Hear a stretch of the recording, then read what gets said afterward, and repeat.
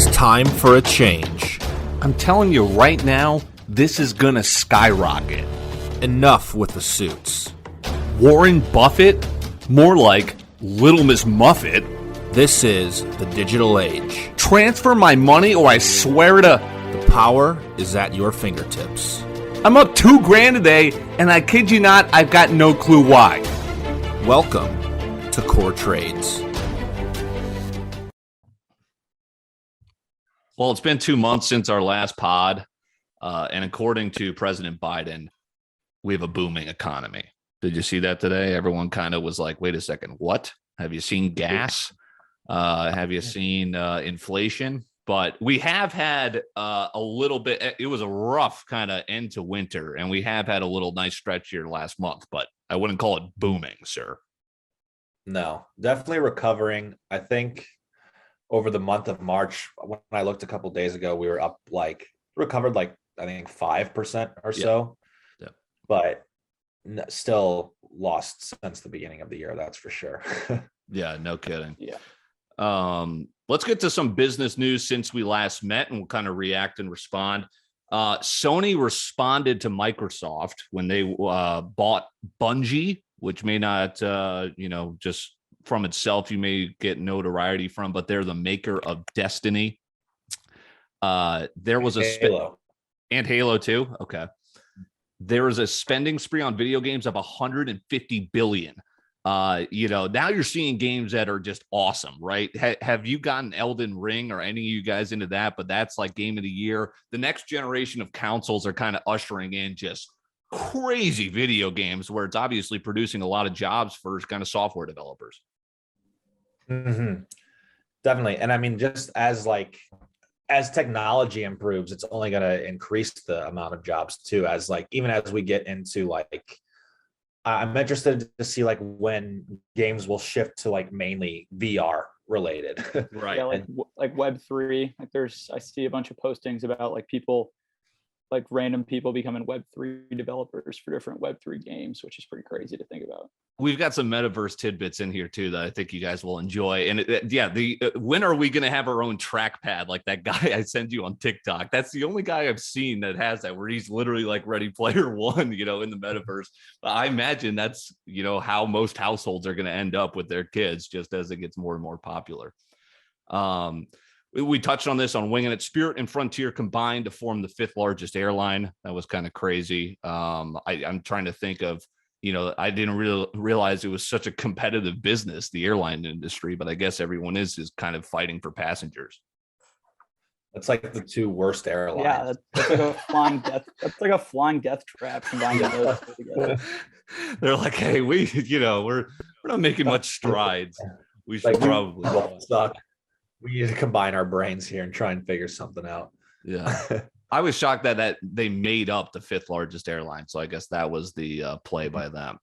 All right. So here we go. Metaverse time. The NFL inks a deal with Roblox for I thought the wording of this press release was interesting, for their next generation of fans. So they're literally they realize, okay, kids are going to be growing up on VR. I think they want to do NFL games in the Metaverse. It's just going to be mind blowing.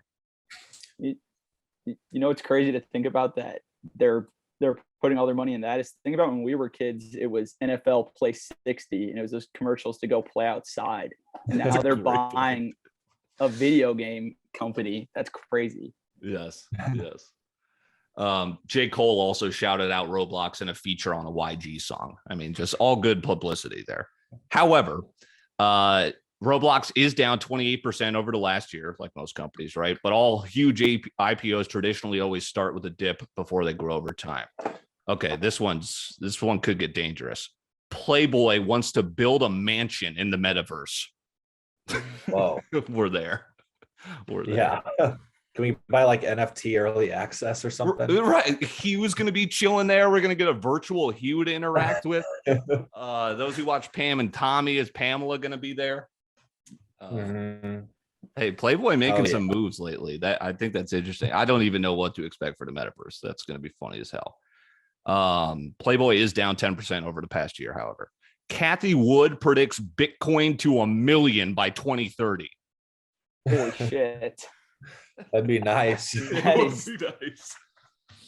I don't know how I feel about it. I think that's a little aggressive, but Yeah. I Well, feel think like people about have been saying this. People just make these outlandish claims all the time, and it's like if they're wrong, no one remembers really. Yeah. it. No, exactly. Yeah. Because no one's gonna, 8 years down the line, freezing cold takes is going to retweet Kathy Wood and be like, "Wow, nice call here." But Yeah. hear me out.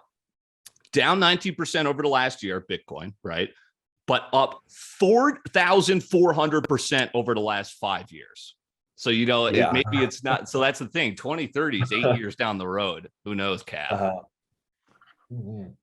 It's interesting to see like big like finance people like that who believes in it and who doesn't. Like Jordan Belfort the other day said that he thinks he's like in NFTs, but he said he thinks Bitcoin's a complete scam. So Well, Bitcoin's interesting too, because I think some people that have been there's the people that don't believe in crypto altogether, but then there's the people that think other crypto coins are gonna outgrow popularity for Bitcoin, Yeah. which I could see. Mm-hmm. Yeah, but then you definitely have people who are even into crypto who still think Bitcoin will always be the main one. True. So, And that's the one striking all the deals that we're seeing. My dad was shook that there was a Bitcoin ATM at our Florida resort. Like he could not believe it. wow, that's crazy. Bitcoin capital of the world, though, Florida. So Kathy Wood, again, she's down 38%, but she's up 196% over the last 5 years. So again, she's all about looking down the road. This company has had a rough couple of years. Peloton pauses production due to low demand. They're down 72% over the last year, only up 2.5% since their IPO in February 2020. Their all-time high was up 485% in December 2020. Wiped out. what happened? What happened? I don't get it. Well, there was like they had some real bad press because like toddlers were getting trapped underneath. A kid died or something. Like there were some deaths and injuries, and then everyone was thinking, oh man, coronavirus, everyone wants to work out at home. And then they had trouble shipping delays. People were like, this company stinks. And then the sell-off began. But now they're rumored.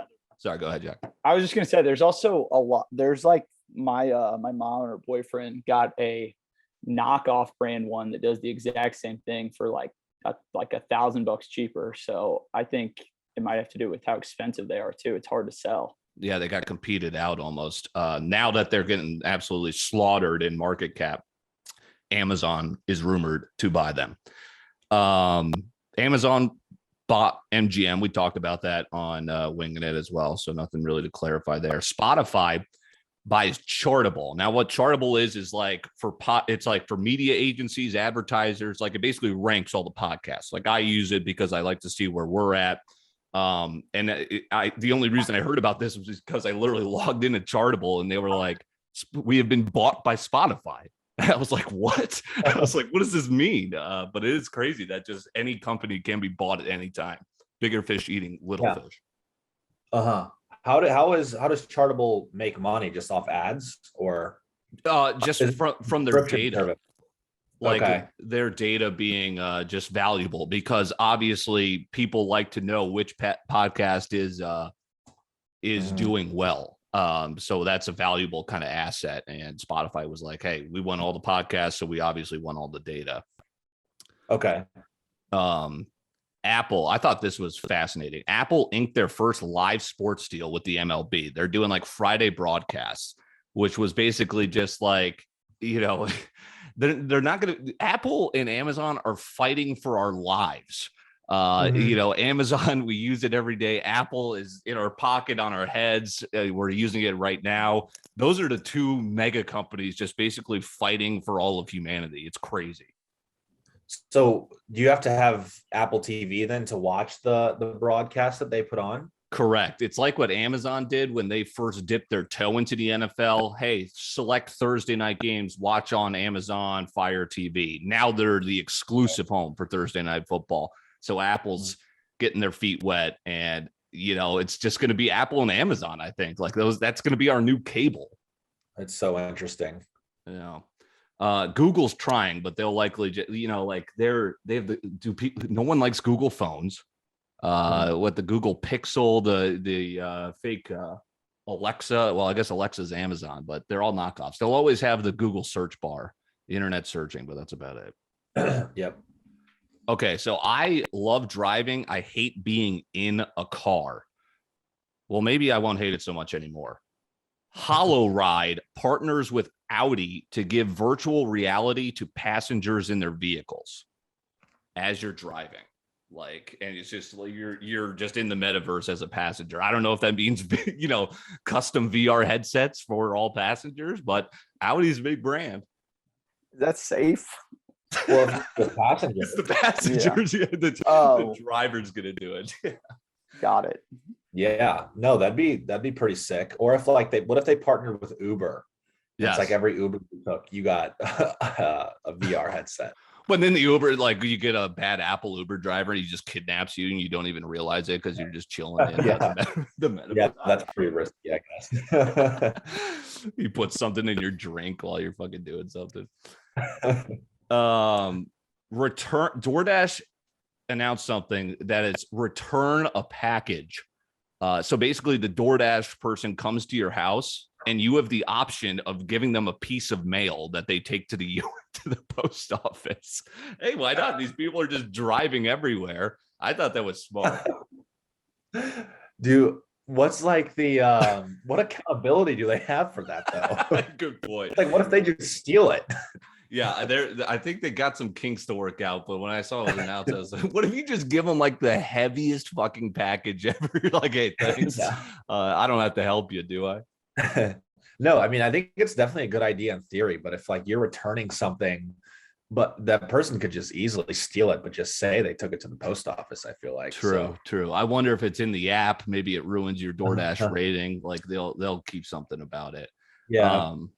DoorDash is down 7% over the last year. I love DoorDash, so I think this is going to be big. They IPO'd in December 2020, and they're down, but obviously still young. FTX announced they're trading stocks in addition to crypto. So there you go. Getting some solely crypto people maybe into the stocks. I wonder, they'll probably catch some heat then, because now that means they're governed by the SEC, who pretty much hates crypto.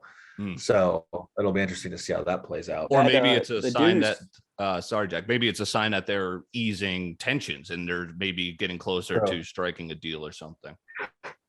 It could be, because the dude who started FTX is that funny looking dude with curly hair. And he always goes and testifies in front of Congress about crypto. You can watch videos on Twitter, and he always tweets about it before, like, because he's like a total like code nerd. Like he wore like white socks with his like dress shoes, and he tweeted, he's like, this time I got dress socks on, and he goes in and just hands it to Congress about crypto. It's pretty cool. I love the guy. I love Tom Brady reaching out to I think the creator of Ethereum and just like praising him. He goes, no, Vladimir, you're the GOAT. Yeah, the talent. And he didn't know who Tom Brady was, right? Yeah. Yeah. Tom was like, no hard feelings, man. I love knowing who you are. All right, so CorTrades, let's wrap up by updating our picks from last episode and getting you our picks for this podcast. Nelk NFT. I watched the Trump video and before I got deleted, and I saw them mention, hey, like they had some exclusive thing. They shouted out the NFT card holders, the Meta card holders or whatever. They get some perks, but has there been any news related to obviously the Nelk NFT? Not that I've heard of. I think actually the last news I heard was negative. It was a while ago, but people were complaining about something to do with it, whether like the perks weren't that good or something like that. But I feel like if it blew up, we definitely would have heard something at this point. Yeah, it's down the last. I'm looking at it right now. It's 90-day average price was 1.2 Ethereum, and now the top one on OpenSea is 0.77 Ethereum. So I was going to ask you about that, Jack, like, because I'm currently I think we talked about on Winging It. I've got the NFTs. I'm just holding. I don't think they've lost any value, but I'm pretty sure they haven't gained like a lot. So I'm just kind of touching it. But is that what you look for? How much you paid and then versus the average sale price? I mean, I think it can go like Like it can drop off and then go back up. Like this was the story I was going to tell. Okay. So, that tiger looking one I bought, that first NFT Yes. I bought that you were like, that picture's sick. Okay. So I bought it for one Sol with Solana, one Sol, which was $100 at the time. And it went up and I was asking actually Joey's friend OmniSol if I should sell. He's like, yeah, if it's your first one and you want to make a little profit, sell it. Sold it for 5 Sol, good profit. Wow. Yeah. So last night I'm laying in bed and I see something about Solana. So I'm like, I'm just going to go look like to see what they're going for now. Cause I'd looked previously and they had gone down a little bit. Take a guess what the floor price is on those now on Solana. 30 Sol. 25. And Solana's gone up. Yeah. Holy shit. Solana currently trading at 120. So 120 times 35, that's like almost $3,000. So that's up like 20% since we basically got in on Sol. So you're kind of salty. That was the last thing I looked at before bed, and I had to turn on a meditation soundscape to fall asleep because I was so fucking pissed. But that's exactly 3,000 actually. That's I haven't listed mine, so I don't know if but that's interesting because I think the most I spent on like the Grim Reaper I have was 1 Sol. And I don't know, we'll see if maybe that's crazy that you flipped 1 Sol into 5, but look what it could have been too. Mm-hmm. Yeah, I got paper hands, you could say. Hey, we live and learn. My pick last pod was Target. They're minus 1.36%, but they are up 13% over the last month as part of this market rally. I jumped in on BlackRock last month, which is, again, the same, like down 1.5%. They were buying up a shit ton of real estate during the boom. Like, I think BlackRock's just this huge finance company based out of New York. I mean, they just own property. They're just going to rent and up the charge of rent for the decades to come because they sniped up all this property during the boom. Mm-hmm. They just a cutthroat business, assassin. That's why their market cap's 118 billion, down 1.5% since I hopped in, but up 5% over the past week. All right, so that leads me to the finale here. My pick of the month, and then we'll get your guys's. Here's my pick. It's to take out some money. I think it's been a nice month, but I think we're due to come back down. You've got people, financial, analysts suggesting and rumoring a recession. I could see it being very up and down over the next year. So pick your spots, trim off some of your winners. I've had like $2,000 and I've been looking for my next pick. Can't find anything. Everything's either properly valued or overrated in my opinion. So we're due for another dip here shortly. But you guys are looking to a profitable market, and that is crypto. Let's start with Jack for his pick.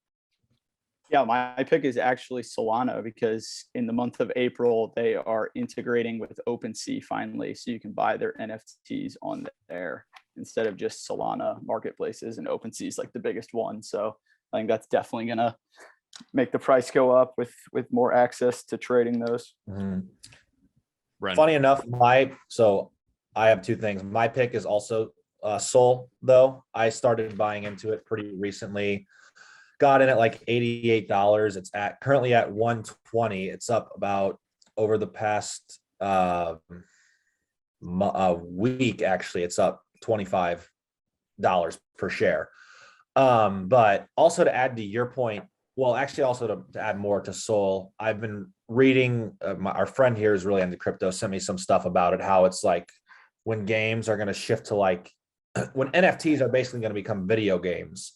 Sol is going to have a lot to do with like the currency you'll use to purchase both the games themselves and like, end game content as well. So that's just something else to look into for it. But also I'll add to like, as far as like the stock market goes, as far as like picks right now, I think you're correct. We could see another downturn here for the short term, but I think like younger people like us, if you're investing money in like a 401k, like a retirement account, something long-term, right, I would still say just like now is the time to increase the money that you're putting in accounts like those, just because you're going to be buying in at lower prices. Eventually the market's going to recover. and you're just buying stuff on sale right now, basically.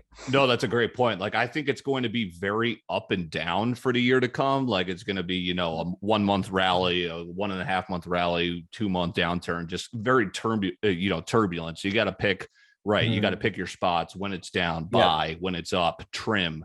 It's all about your, how long you want to be in the market. If it's long term, I think, go full throttle right now. But if it's something you're trying to get rich quick or do short term, maybe not. Yeah, my personal portfolio is down 8% over the last year, but I like the spots I'm in. And again, as you said, I'm kind of ready and waiting for when the market finally does pick up and really get growing again. But that, we'll see when that comes back. All right, CorTrades, good to get the crew back here. Jack Duncan with us, Brendan Duarte. I'm Dylan Corbett. We'll talk to you next month.